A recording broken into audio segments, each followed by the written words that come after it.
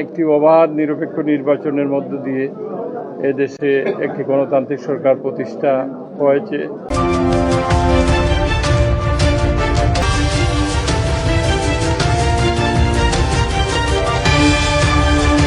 আমি একজন রাজনৈতিক কর্মী হিসাবে দীর্ঘদিন আপনাদের সাথে পথ চলা, এই নগরে বেড়ে ওঠা বা রাজনীতি করা, এগুলো সম্পর্কে আপনারা সকলেই জানেন। আমাকে যখন সরকার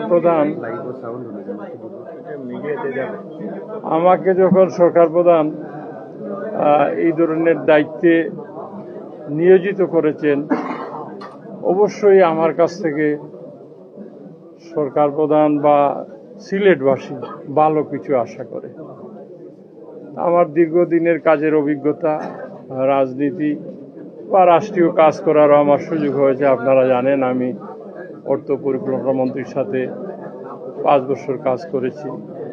সিলেটের উন্নয়ন, সিটি কর্পোরেশনের উন্নয়ন, এই সমস্ত বিষয়গুলোর সাথে আমি পূর্ব পরিচিত। এখন এই কঠিন সময়ের মধ্যে হয়তো আমাদের বিভাগীয় কমিশনার মহোদয় এই দায়িত্বটা পালন করেছেন। এখন আমরা দীর্ঘ লড়াই সংগ্রামের পরবর্তীতে একটি অবাধ নিরপেক্ষ নির্বাচনের মধ্য দিয়ে এদেশে একটি গণতান্ত্রিক সরকার প্রতিষ্ঠা হয়েছে। যেই সরকারের প্রধান এবং দেশের প্রধানমন্ত্রী হিসাবে দায়িত্ব পালন করছেন আমাদের প্রিয় নেতা জনাব তারেক রহমান। সেই তারেক রহমানের সরকার প্রধান হয়ে উনি অনেক যুগান্তকারী বিভিন্ন কর্মকাণ্ড করছেন, রাষ্ট্র পরিচালনার কাজ অনেক পরিবর্তন আনছেন। ওনার যে ভিশন যেগুলো বলছিলেন বা প্ল্যান যেগুলো বলছেন, এগুলো বাস্তবায়ন শুরু করছেন। তারই অংশ হিসাবে বাংলাদেশের প্রধান 6টি সিটি কর্পোরেশনে তিনি প্রশাসক নিয়োগ দিয়েছেন।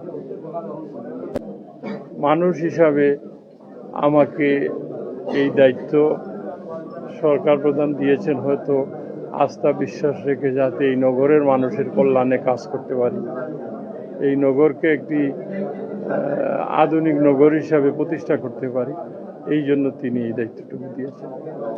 আমার অনুভূতিটা হচ্ছে এই কাজটি আমার কাছে একটি চ্যালেঞ্জ।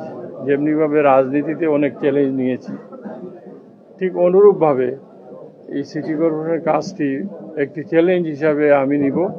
এই ক্ষেত্রে নগরবাসীর সহযোগিতা আমি চাই।